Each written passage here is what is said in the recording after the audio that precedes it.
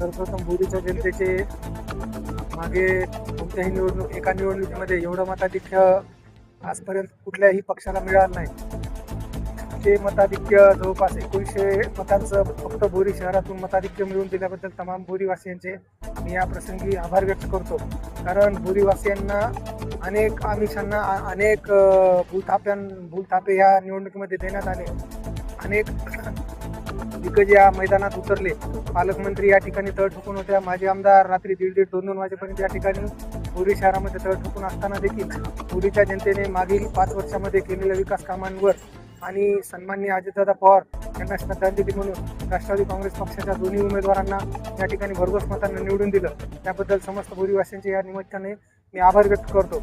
आणि या मागे 5 वर्षामध्ये झालेल्या विकास कामांपेक्षाही जास्त वेगाने काम करण्याची जबाबदारी जी बोरीकरांनी माझ्यावर टाकली ती निश्चितच मी प्रामाणिकपणे पेलण्याचा पुढील 5 वर्षासाठी या ठिकाणी प्रयत्न करणार. खरं तर मिरवणूक काढू नये अशी मी सर्व कार्यकर्त्यांना त्या ठिकाणी विनंती केली होती.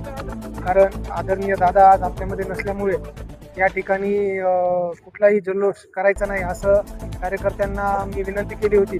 परंतु कार्यकर्त्यांचा उत्साह बघता कार्यकर्त्यांनी आज आम्ही पायी गावामध्ये फिरून त्या ठिकाणी मतदारांचे आभार मानत आहोत. खरं तर अजितदादा पवार आज आमच्यामध्ये नाहीत, परंतु जसं त्यांनी सांगितलं की दादांची काम करण्याची शैली काम करत आलोय आणि यापुढेही काम करत राहू. दादांना खरं तर संपूर्ण महाराष्ट्र या ठिकाणी आज आम्ही सर्वजण मिस करतोय. परंतु दादांच्या पाठीमागे सुनेत्रा वहिनी पवार यांच्या मार्गदर्शनाखाली यापुढे आम्ही मार्गक्रमण करीत राहू. एवढीच आजच्या या विजयाच्या दिनी मी आपल्या सर्वांना ग्वाही देतो. आपण सर्वांना माहिती आहे की पालकमंत्री महोदयांनी ही जागा अत्यंत प्रतिष्ठेची केली होती.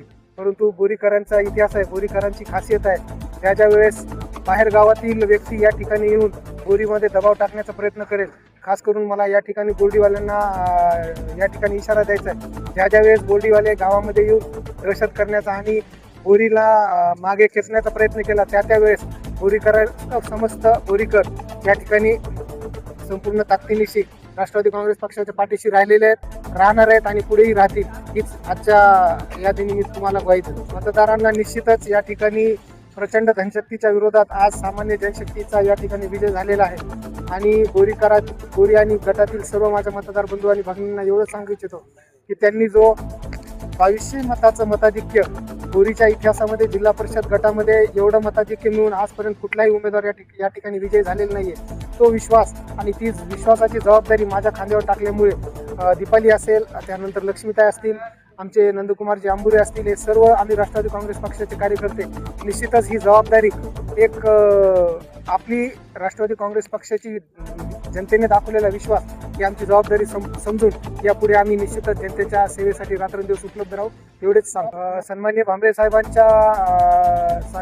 सुरेश भाया नागरेंनी जो आमच्यावर विश्वास टाकला आणि राष्ट्रवादी काँग्रेस पक्षाची उमेदवारी दिली त्याबद्दल मी त्यांचे देखील आभार मानणार आहे. आणि बोरीवासियांनी या मागोमाग राष्ट्रवादी काँग्रेस पक्षाला असेल, आदरणीय भांबरे साहेबांना असेल, भरघोस असं या ठिकाणी प्रेम केलेलं आहे आणि तेच प्रेम याही पुढे त्यांनी कायम ठेवलेलं आहे. एवढंच आजच्या विजयाच्या निमित्तानं सांगतो.